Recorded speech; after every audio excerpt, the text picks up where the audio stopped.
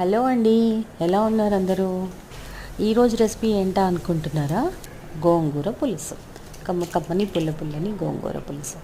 ఇది ఆరోగ్యానికి కూడా చాలా మంచిదే.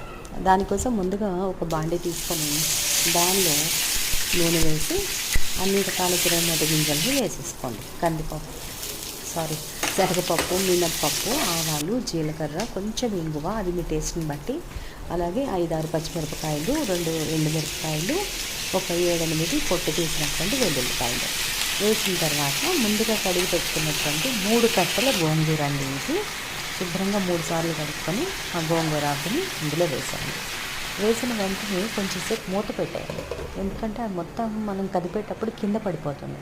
మూత పెడితే ఏమవుతుందంటే అలా మగ్గినట్టు అవుతుంది. అప్పుడు మనం ఈజీగా కలిపేసుకోవచ్చు అన్నమాట. ఇది కొంచెం లెంది వీడియో 2 టైమ్స్గా చూపిస్తాను. ఓకే, ఉంటాను.